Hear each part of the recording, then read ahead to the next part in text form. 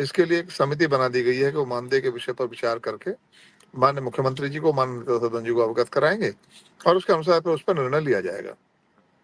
माननीय मुख्यमंत्री जी से मेरी वार्ता हुई है, प्रथम चरण की बातचीत हो चुकी है और उनके साथ फिर से बैठना है। जो अभी हमारा पार्टी का सदस्यता अभियान चल रहा है, हमारे शिक्षक प्रकोष्ठ का भी सदस्यता अभियान चल रहा है। इस अभियान से निवृत्त होने के बाद हम लोग फिर बैठकर इनके विषय को निराकरण करने के लिए बात करेंगे। विधायक जी, लगातार शिक्षा मित्र ये मांग कर रहे हैं और ये मांग उनकी जायज भी है कि हमें एक ऐसा मानदेय दे दिया जाए जिससे घर परिवार चल सके। आप भी जानते हैं, और चूंकि आप समाज सेवा में काफी समय से हैं और शिक्षा को भली भांति आप बहुत नजदीकी से देखते आए। इस 10,000 और 9,000 अनुदेशक पाता है और 10,000 शिक्षा मित्र पाता है। इसमें परिवार चलाना इस महंगाई में बड़ी टेढ़ी खीर है। धरना हुआ, धरना को लेके कई सवाल खड़े हुए, हालांकि वो धरना आपके नेतृत्व में ही था, आपकी देखरेख में था और जैसा आपने चाहा वैसे विधिवत वापस भी चले गए।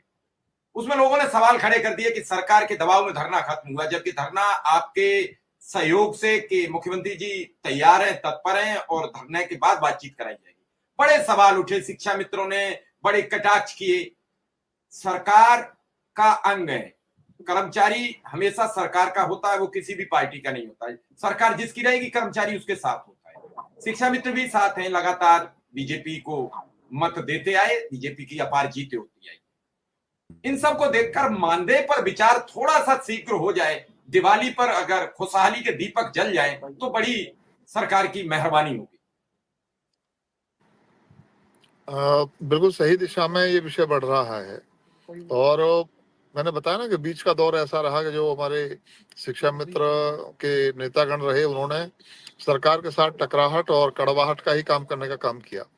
तो चीजें जो तय हो रही थी या की गई, तो कहीं दुख तो होता, तकलीफ तो होती है कि एक दूसरे दल थे, सपा और बसपा के लोग थे जो 400 रुपए 500 रुपए बढ़ाया करते थे और यहाँ हमने 1,000 2,000 नहीं, 3 गुना बढ़ाया, 3500 रुपए से सीधे 10,000 रुपए के अस्थायीकरण को लेकर, शिक्षा मित्रों के मानदेय वृद्धि को लेकर हाल ही के अंदर सरकार ने बयान प्रेषित किया है। उस बयान को डिबेट के माध्यम से आपके मध्य में रखूंगा। हाल ही के अंदर का ये डिबेट है, इस डिबेट को आप देखें। इसके बाद में आपकी क्या राय है, इसके ऊपर आप कमेंट बॉक्स में लिखकर जरूर साझा करें। सभी साथी जो भी नए जुड़े हैं, चैनल को सब्सक्राइब भी कर लें। अब आप सभी ये बयान सुने। किया कोई कम नहीं था, लेकिन उसके बाद भी एक नेगेटिव वातावरण क्रिएट करने की कोशिश जो की गई, उनसे चीजें बिगड़ी।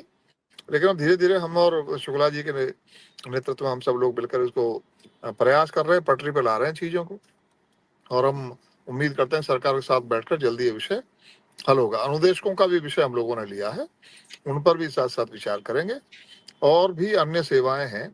देखिए यही नहीं, अब आंगनबाड़ी है उनको 5,000 रुपये मिलते हैं, आशा बहनें हैं उनको भी शायद इतना ही है। तो ऐसी बहुत सारी सेवाएं हैं। तो अब ये रेगुलर शिक्षक के बराबर हम यदि बात करेंगे तो लगेगा यार वो शिक्षक भी उतना ही काम करते हैं जितना ये शिक्षा मित्र कर रहे हैं, उनका वेतन कम उनका ज्यादा है।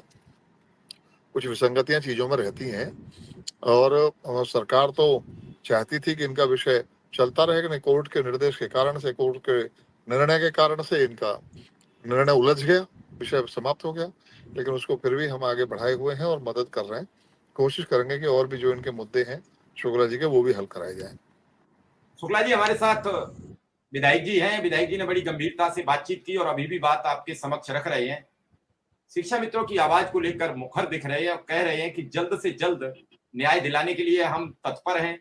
कल बाबूलाल तिवारी जी ने भी यही शब्द कहा। उन्होंने भी कहा कि जिस ताकत से शिक्षक प्रकोष्ठ के नेता अध्यक्ष श्रीचंद शर्मा जी ने इस पूरे मामले को उठाया है, हम सब साथ मिलकर लड़ाई लड़ रहे हैं। तो क्या कहना चाहेंगे शिक्षा मित्रों के प्रदेश अध्यक्ष के नाते? सर प्रणाम। हाँ प्रणाम। मैं लगातार जी प्रणाम। जब से आपके संरक्षण में हम लोग गए हैं, आपका दिशा निर्देश प्राप्त हुआ, आपने माननीय मुख्यमंत्री जी से बात किया, वो बात आकर के हम लोगों को डाइवर्ट किया, उसके बाद से लगातार चल रहा है। धरने पर धरना हुआ हमारा, धरने में आपसे बातचीत हुई, माननीय मुख्यमंत्री जी के कार्यालय पे बातचीत हुई, मैसेज मुख्यमंत्री जी को गया, उनके मुख्यमंत्री जी के निर्देश के बाद धरना खत्म हुआ।